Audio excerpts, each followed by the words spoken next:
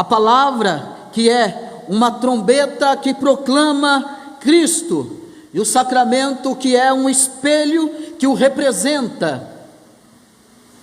Deus, para nos ajudar em relação à nossa fé, não só nos dá a palavra audível, escrita, mas também nos dá um sinal visível da sua presença. O sacramento, então, é uma estimável dádiva dádiva do Salvador dada à igreja, em cujo correto uso da fé do povo de Deus é confirmado então através desse sacramento, a participação da ceia do Senhor. Nós somos então fortalecidos e as nossas almas recebem então um grande benefício todas as vezes que nós estamos diante da ceia do Senhor. E por isso então nós devemos levar muito a sério esse momento solene, esse momento memorável deste sacramento. Por que devemos levar muito a sério? Porque há muitas pessoas que erram, que consideram esse momento solene, a Santa Ceia do Senhor, apenas como uma sombra vazia, sem nenhuma eficácia intrínseca para os crentes.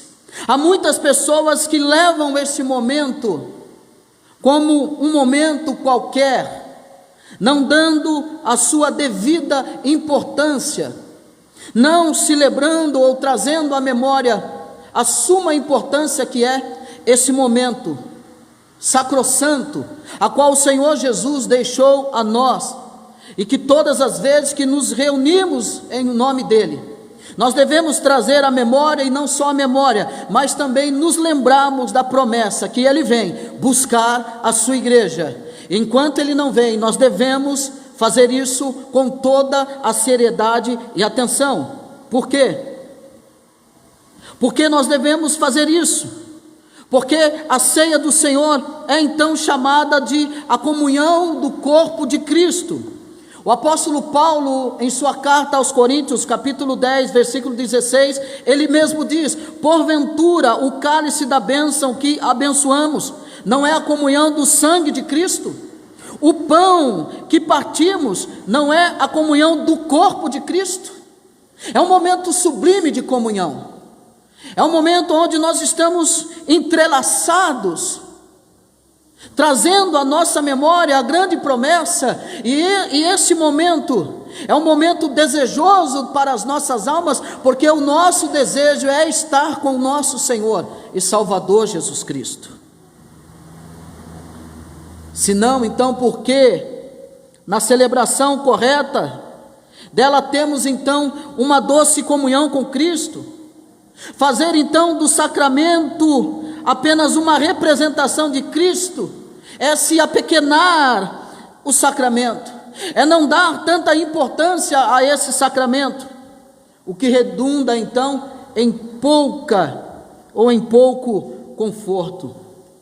Esse ponto de vista então se fundamenta, por exemplo, no ensino de Calvino, que considerava o sacramento um meio de graça pela qual, através da fé, Cristo opera eficazmente em todo o cristão. É o momento de fortalecermos a nossa fé, é o momento de firmarmos a nossa fé. Mas qual é o mistério desse momento tão solene? Qual é o mistério da ceia do Senhor? Qual o mistério? Nós temos então na instituição da ceia do Senhor, os gregos que chamam o sacramento de mysterium, ou um mistério de misericórdia.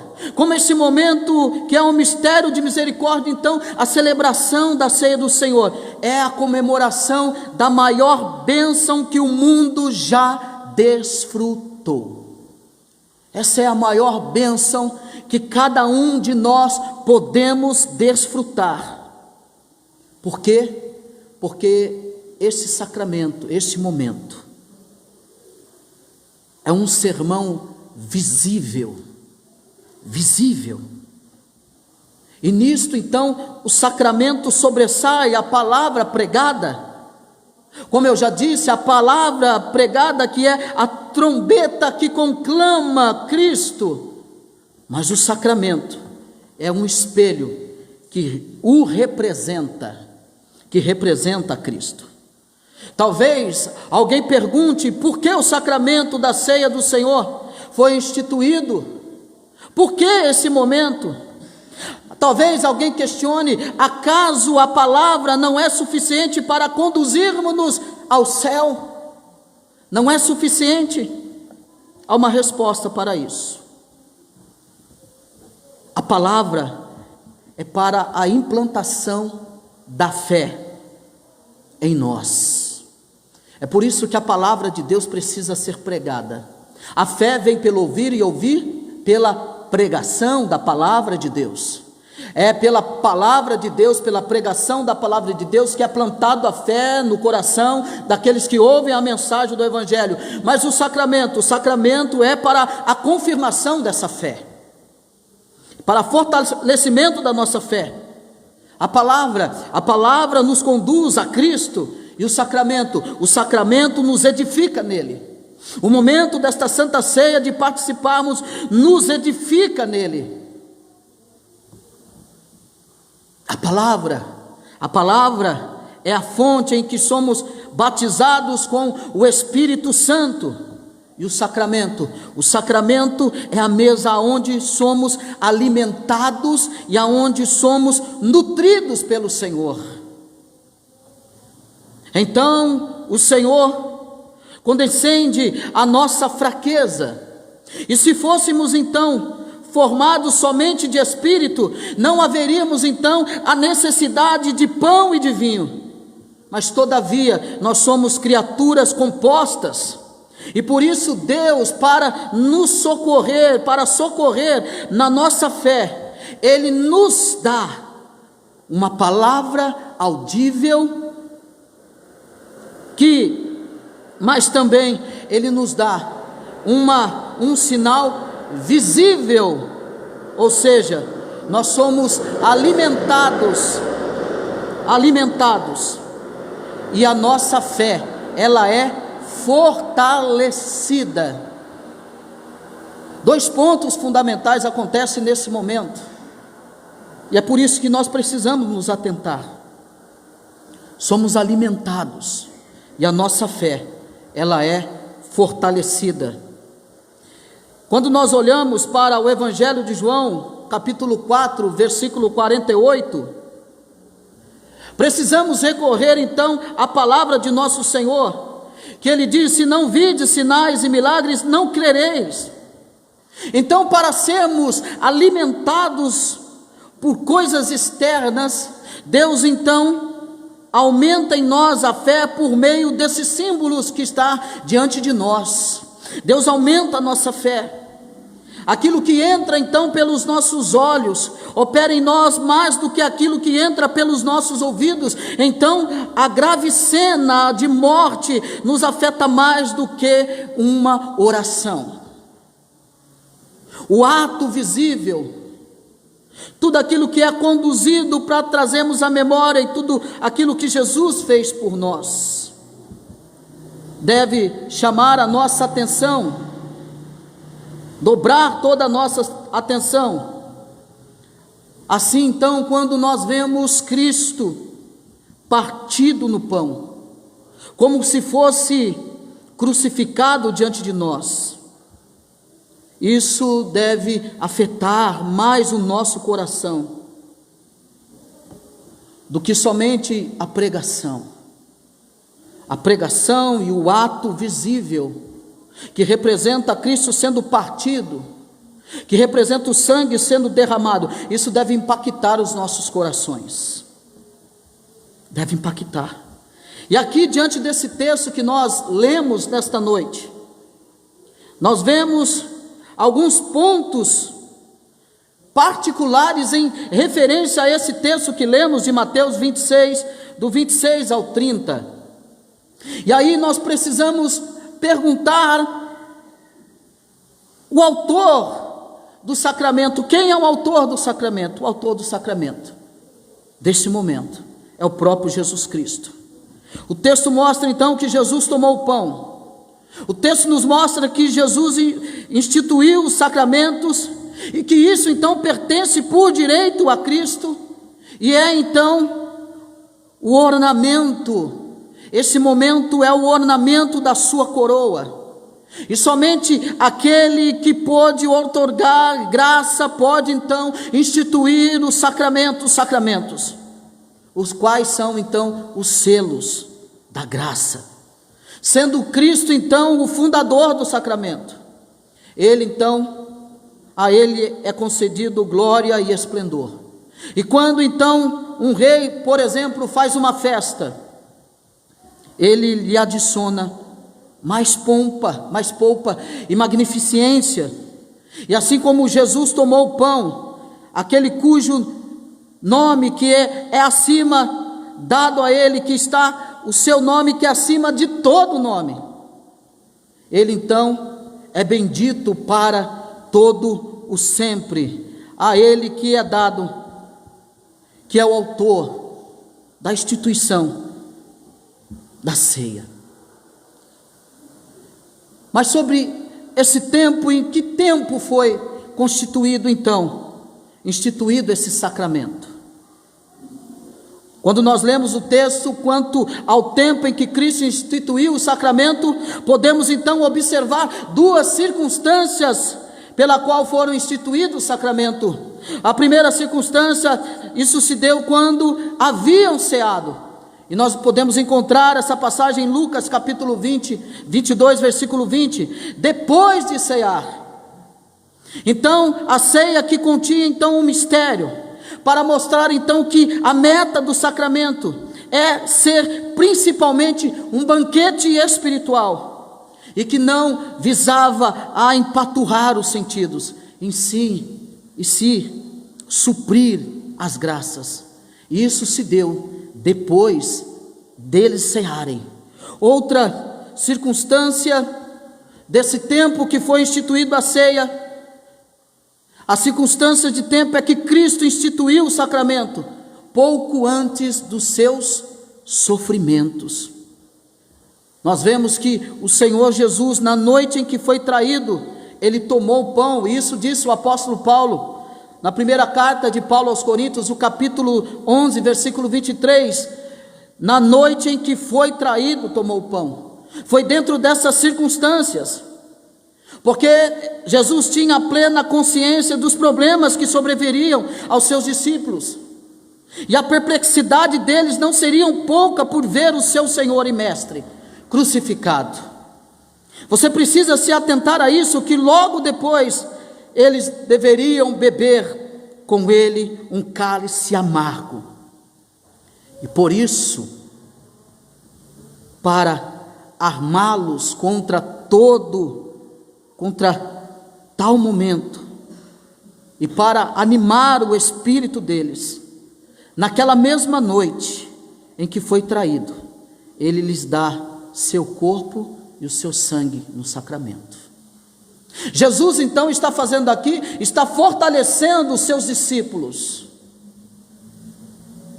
Ele está fortalecendo os seus discípulos porque ele sabia o que haveria a seguir. Isso pode então nos sugerir que em toda a aflição mental, especialmente ante a aproximação do perigo, é necessário que recorramos à ceia do Senhor. O sacramento é, respectivamente, um antídoto contra o temor e a restauração da fé. Esse momento é um antídoto para nós, irmãos. É um antídoto para nos fortalecer, um antídoto para nos firmar nas promessas contidas pelo próprio Cristo. Na noite em que foi traído, ele tomou o pão. Na noite que foi traído, ele fortaleceu os seus discípulos. Na noite que foi traído, ele sabia o que aconteceria com ele. Mas Jesus nos ama de tal maneira que Ele nos deixa esse momento para fortalecer como antídoto, como lembrança, para que nós venhamos continuar crendo na sua promessa, que Ele vem buscar a sua igreja, nos mostrando que a sua igreja não está só, não está sozinha, e que Ele está amparando a sua igreja até a consumação dos séculos, por intermédio do teu Espírito Santo. Ele nos deixa. E quando nós olhamos então para esse ato dele tomar o pão, Jesus toma o pão, o que está implícito então nesta frase de Cristo tomar o pão? O ato então de Cristo tomar o pão, do uso comum, implica em um duplo mistério. O primeiro mistério significa então que Deus, em seu decreto eterno, Ele separou Cristo para a obra da nossa redenção. Ele era o queixoriz menos, ou seja, o separado dos pecadores. Peço para o Clalil colocar Hebreus capítulo 7, versículo 26, olha o que diz o texto. Hebreus 7, 26. Com efeito, nos convinha um sumo sacerdote como este, santo, inculpável, sem mácula, separado dos pecadores e feito mais alto do que os céus. Ele é aquele que veio nos redimir dos nossos pecados. Ele é aquele que veio nos separar para uma obra de redenção. É isso que significa partir, ou isso que está significando tomar esse pão. O segundo mistério é que o ato de Cristo de separar os elementos do pão e do vinho comuns, que revelava que Ele não se destina à nutrição de pessoas comuns. Isso significa que esse momento, a participar do corpo e do sangue de Cristo, no pão simbolizando o seu corpo, no suco da uva simbolizando o seu sangue, não significa que essa nutrição não são para pessoas comuns, mas que deve ser divinamente purificado aquele que toca a essas santas coisas de Deus. Devem ser então exteriormente separados do mundo, interiormente santificados pelo Espírito Santo de Deus. E é por isso que o apóstolo Paulo, na carta aos Coríntios, vai dizer: examine-se a si mesmo, porque esse ato é um ato espiritual. É por isso que o apóstolo Paulo vai ensinar à igreja de Coríntios, que estavam se reunindo para se empanturrar de tanta alimentação. Então ele vai exortar: quando vocês se reúnem, não é para matar fome. Vocês, além de se empanturrarem, vocês deixam os mais pobres sem comerem nada. Vocês não entenderam para que vocês se reúnem para cercar a mesa do Senhor. Mas era um momento que deve ser exteriormente separados do mundo, interiormente santificado pelo Espírito Santo. Nós devemos viver uma vida de santidade. Nós devemos viver uma vida de devoção a Deus. Não adianta, não resolve eu passar o mês inteiro e chegar no dia da ceia, querer me tornar santo do dia para a noite, querer que o Senhor faça uma grande obra na minha vida do dia para a noite. Não resolve. A minha vida precisa ser uma vida constantemente da purificação de Deus, que o Senhor venha nos santificar a todo o momento. A todo momento. E Cristo toma o pão em vez de outro elemento. O sentido de Jesus então tomar o pão em vez de outro elemento, talvez alguém pergunte: mas por que o pão? Por que Cristo pegou esse elemento, o pão, não poderia pegar um outro tipo de elemento? Por que Jesus pega o pão? Porque o pão o prefigura. Cristo, ele foi tipificado pelo pão da proposição. Quando nós lemos ali no livro de 1 Reis, capítulo 7, versículo 48, diz o texto que também fez Salomão todos os objetos que convinham à casa do Senhor: o altar de ouro e a mesa de ouro, sobre a qual estavam os pães da proposição. Também pelo pão que Melquisedeque ofereceu a Abraão. Quando nós lemos lá em Gênesis capítulo 14, versículo 18, e Melquisedeque, rei de Salém, trouxe pão e vinho.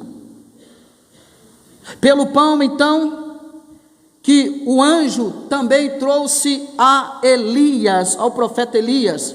Quando nós lemos lá em 1 Reis capítulo 19, versículo 6, e olhou, e eis que à sua cabeceira estava um pão cozido sobre as brasas. Portanto, então, Cristo tomou o pão em correspondência ao tipo, porque é Ele que alimenta, é Ele que sustenta, e através desse alimento, é Ele que fortalece, é Ele que dá graça, é Ele que dá vigor, é Ele que dá força.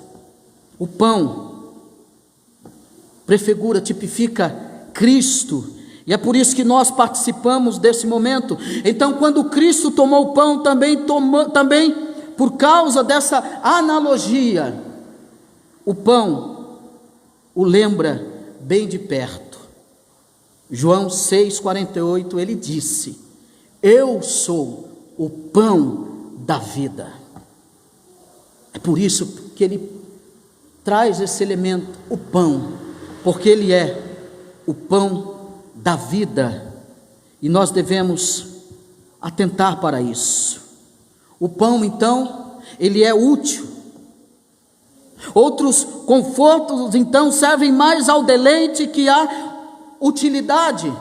Por exemplo, quando nós olhamos a música ela traz um deleite aos nossos ouvidos. Quando nós olhamos então para as cores traz um deleite aos nossos olhos. Mas quando nós olhamos para o pão ele é o arrimo da nossa vida, é o sustento da nossa alma. Portanto, Cristo é o que Jesus está mostrando aqui, que Ele é suficiente e proveitoso, Ele é o sustento da nossa alma. Não há subsistência sem Cristo, o pão da vida. Ele disse em João 6,57: quem de mim se alimenta, por mim viverá.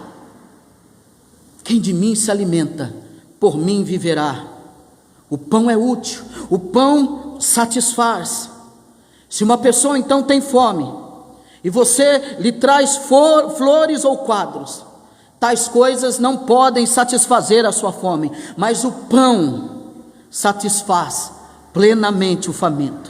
Assim, Jesus Cristo, como o pão da alma, Ele satisfaz, e Ele satisfaz os olhos com beleza, Ele satisfaz o coração com doçor, Ele satisfaz a consciência com paz. O pão da vida, Ele é o nosso pão. O pão também fortalece, o pão que fortalece o nosso coração, o pão que fortalece o coração de todo homem, assim como Cristo, que é o pão da alma, nos transmite vigor, Ele nos fortalece contra as tentações, comunica vigor para realizar e suportar o trabalho a qual Ele nos deu. É por isso que Cristo, na noite que foi traído, partiu o pão e repartiu com seus discípulos, para trazer vigor, para trazer fortalecimento, para trazer o sentido a eles. Ele é o pão que o anjo levou ao profeta. 1 Reis capítulo 19, 8, levantou-se, pois, e comeu e bebeu, e com a força daquela comida, caminhou 40 dias e 40 noites até Horebe, o monte de Deus. É o pão que nos fortalece. Quando nós participamos então desse momento, nós temos que trazer isso à memória. Não é um simples momento, é um momento que somos fortalecidos. Cristo então, abençoando o pão, Ele os abençoa. Pela bênção de Cristo, então, o pão comum adquiriu um uso santo, e foi então a consagração dos elementos, e Cristo então, por sua bênção, o santificou e fez deles símbolos do seu corpo e do seu sangue. Mas o que significa então consagrar? Significa tornar solene coisas em si mesmas, indiferente aos mistérios religiosos, tal como o sacramento do corpo e do sangue de Cristo. Cristo torna santo esse momento. Jesus tomou o pão e o abençoou, e tomando o cálice, deu graças. Nós observamos então que na consagração dos elementos celebrada por Cristo, podemos observar 3 coisas aqui. A primeira coisa que nós devemos observar: Cristo, ao abençoar os elementos, abriu aos apóstolos a natureza do sacramento. Ao fazer isso, ele solucionou esse mistério. Cristo revelou-lhes que tão seguradamente como receberam fisicamente os elementos, assim, seguramente, o receberam espiritualmente no coração. Segunda coisa, o ato de Cristo abençoar os elementos significa sua oração por uma bênção sobre a ordenança. Por quê? Porque Jesus, ele orou para que esses símbolos de pão e vinho, através da bênção e a operação do Espírito Santo, santificassem os eleitos e lhes selassem todas as mercês e privilégios espirituais. Cristo faz isso. O terceiro ato de Cristo, abençoar os elementos, constitui a sua ação de graças. Dar graças foi sempre o costume dos judeus, como transparece dos escritores dos talmúdicos, antes de tomar o cálice, antes de tomar do pão. Então Cristo, ele dá graças, porque Deus o Pai tinha, nas infinitas riquezas de sua graça, dando então ao seu Filho para expiar os pecados do mundo. E se Cristo então deu graças, quanto mais nós devemos render graças a Ele. Se Ele, que havia de derramar o seu sangue, deu graças, quanto mais devemos nós, que havemos de bebê-lo, nós devemos também dar graças. Cristo deu graças porque Deus deu esses elementos de pão e vinho, não só para que fossem sinais, mas deu também como selos de nossa redenção. Como selo então serve para ratificar uma transferência de terra, assim o sacramento como um selo espiritual serve também para comunicar Cristo e o céu a quem dignamente o recebe.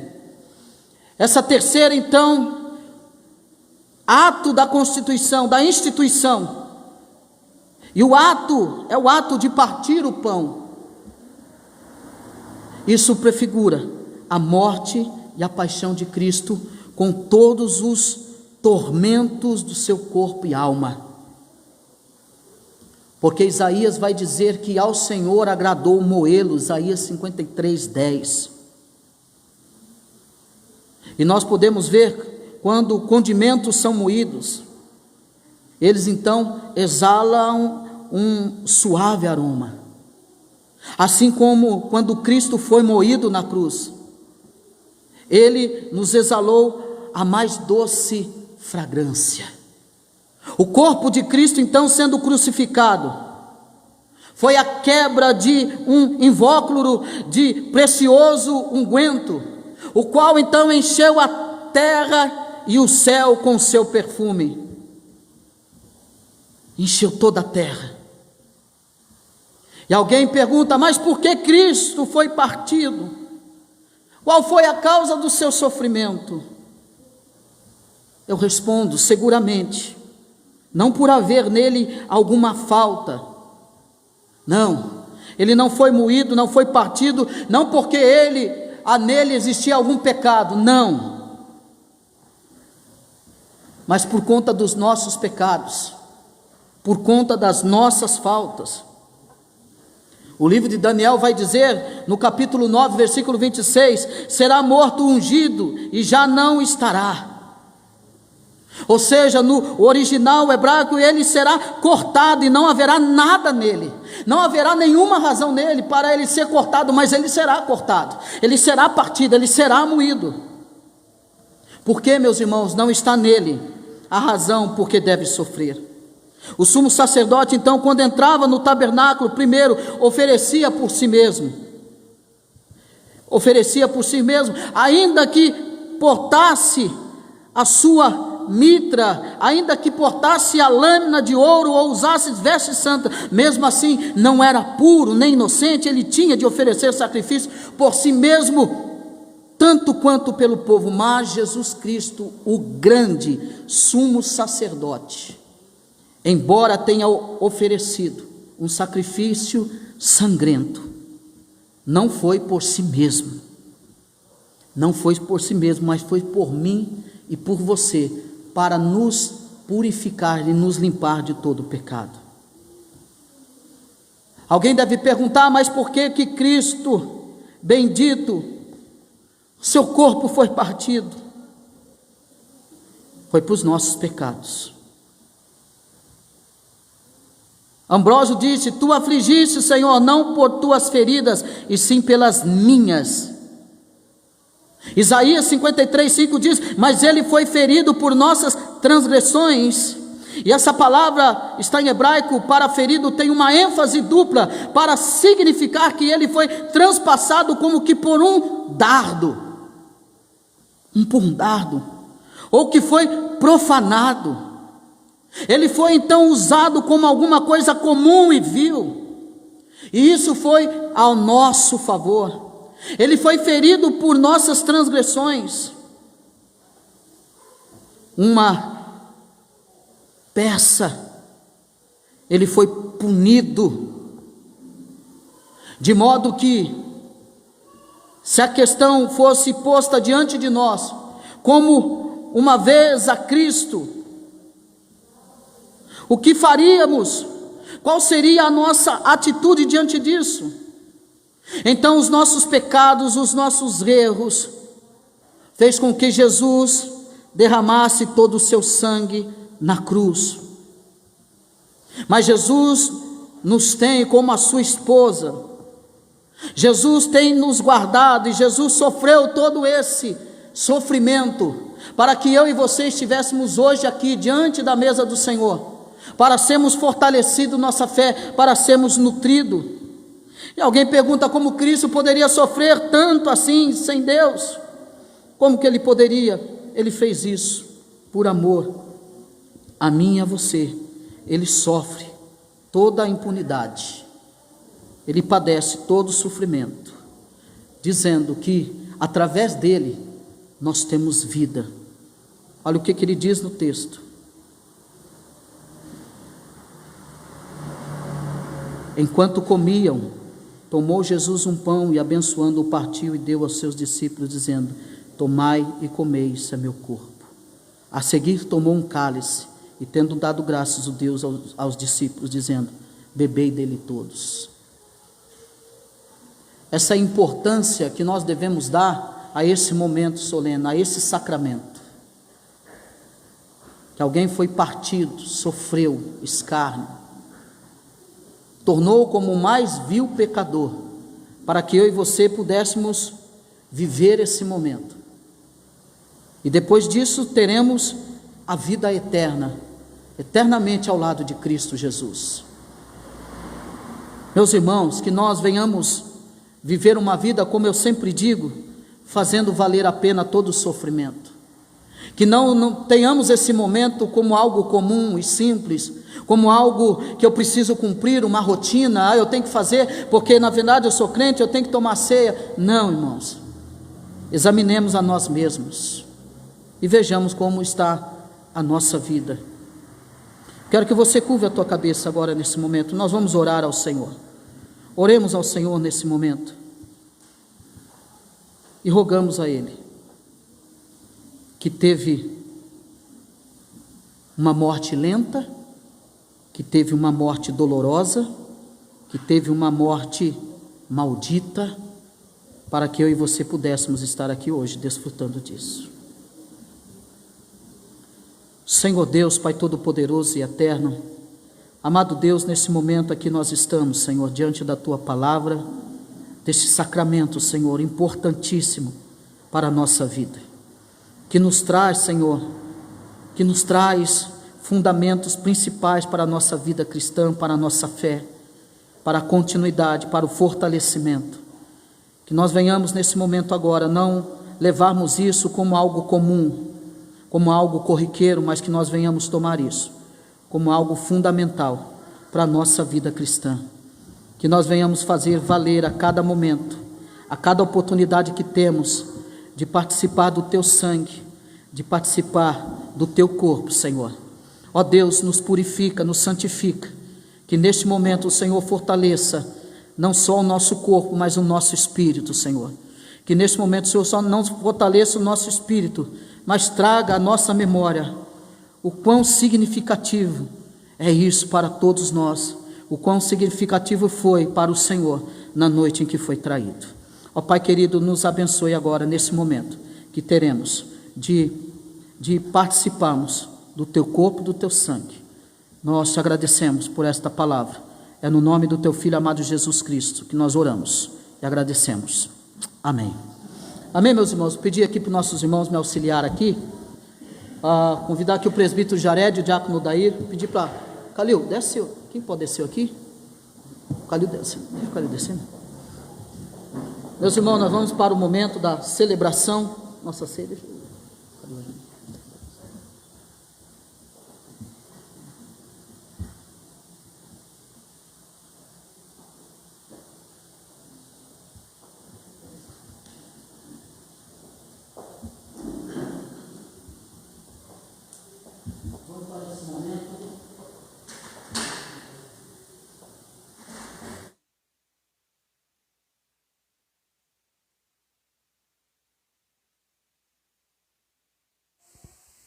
Auxiliar nesse momento eu quero convidar a todos para abrirmos nossas Bíblias no livro de 1 Coríntios capítulo 11 versículo 23. Nós vamos ler a palavra do Senhor.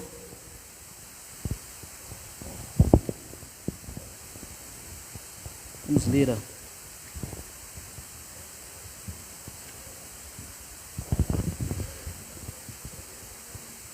capítulo 11, versículo 23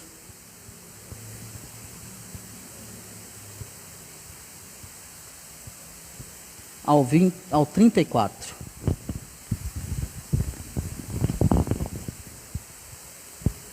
Porque recebi do Senhor o que também vos entreguei, que o Senhor Jesus, na noite em que foi traído, na noite em que foi traído, tomou o pão, e tendo dado graças, o partiu e disse: isto é o meu corpo, que é dado por vós, fazei isto em memória de mim. Por semelhante modo, depois de haver ceado, tomou também o cálice, dizendo: este cálice é a nova aliança no meu sangue. Fazei isso todas as vezes que beberdes em memória de mim. Porque todas as vezes que comerdes este pão e beberdes o cálice, anunciais a morte do Senhor até que Ele venha. Por isso, aquele que comer o pão ou beber o cálice do Senhor indignamente, será réu do corpo e do sangue do Senhor. Examine-se, pois, o homem a si mesmo, e assim coma do pão e beba do cálice. Pois quem come e bebe sem discernir o corpo, come e bebe juízo para si. Eis a razão porque há entre vós muito fracos e doentes, e não poucos que dormem. Porque se nos julgássemos a nós mesmos, não seríamos julgados. Mas quando julgados, somos disciplinados pelo Senhor, para não sermos condenados com o mundo. Assim, pois, irmãos meus, quando vos reunis para comer, esperai uns pelos outros. Se alguém tem fome, coma em casa, a fim de não vos reunirdes para o juízo. Quanto às demais coisas, eu os ordenarei quando for ter convosco.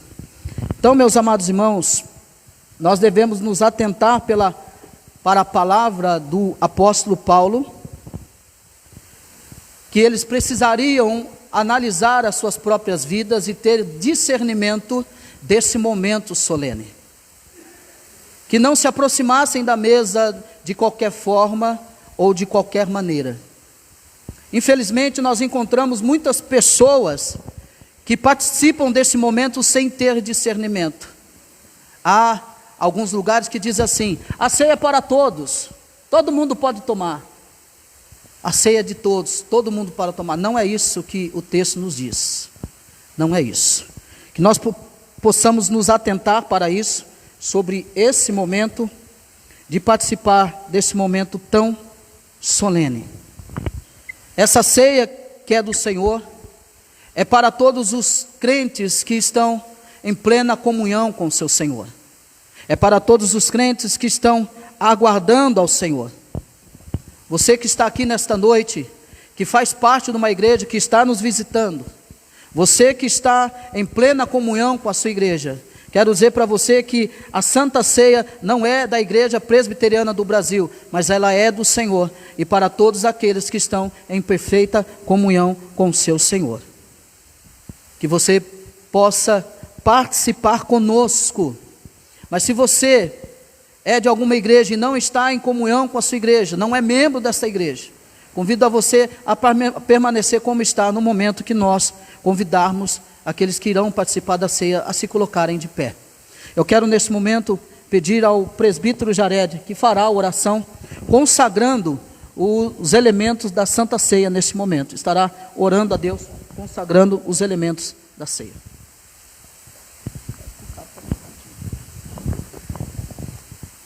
Pai amado, obrigado por esse privilégio que nós temos de nos assentarmos, ó Pai, em torno desta mesa. Obrigado por aquilo que ela representa para nós, que nos fortalece, que nos anima e que nos ensina, Pai, a estarmos cada vez mais dedicados a Ti. Muito obrigado porque um dia o Senhor deu seu Filho para morrer na cruz do Calvário. E aqui nós estamos diante, Pai, do cálice, diante do pão. E nós consagramos a Ti, ó Deus, esse cálice, consagramos a Ti este pão e clamamos, ó Deus, que o Senhor nos abençoe através deles, fortalecendo, Pai, a nossa fé. Nós oramos em nome de Jesus. Amém. Meus irmãos, então, quando nós fazemos isso, nós nos consagramos. Esse alimento que foi consagrado como um sustento espiritual, para a nossa vida espiritual. Fazer isso em memória de Cristo, aumenta então a nossa fé. Aumenta a nossa esperança.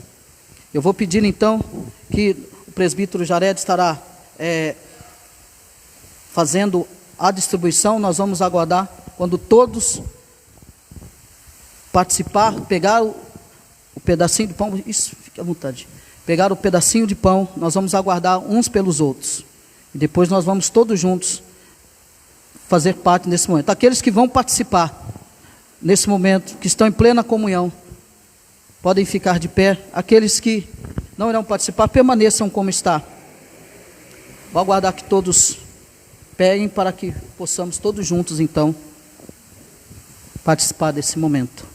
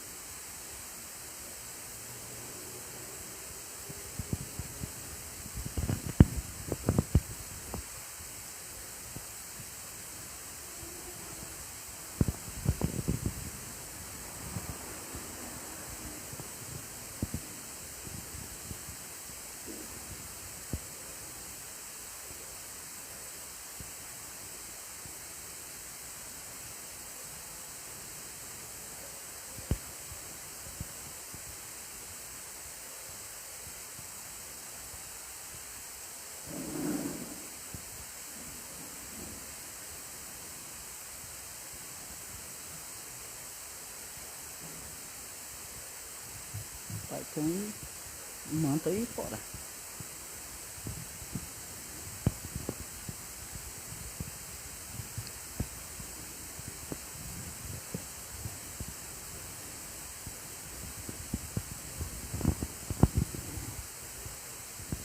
Irmãos, todos pegaram? Todos pegaram o pão, o cálice? Todos pegaram? Nós vamos pegar aqui também.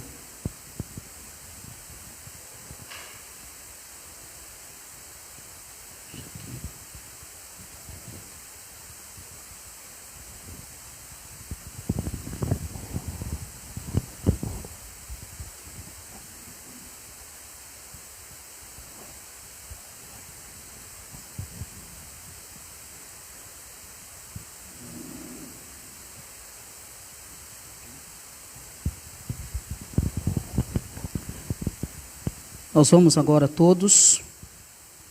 Jesus disse, Mateus 26, tomai e comei, isso é meu corpo oferecido por vós, fazeis isso em memória de mim. Comemos todos do pão.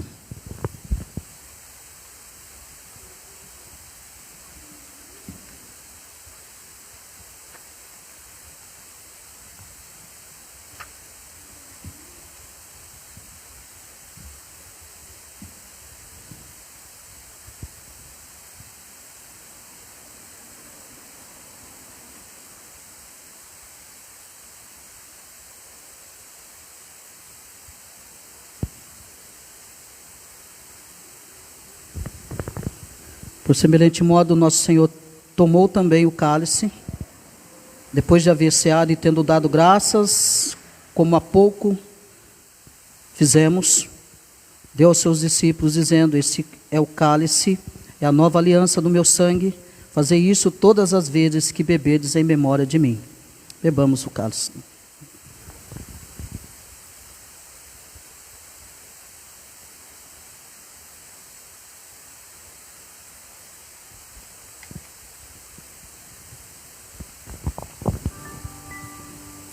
Vamos neste momento orar ao Senhor e agradecer a Deus.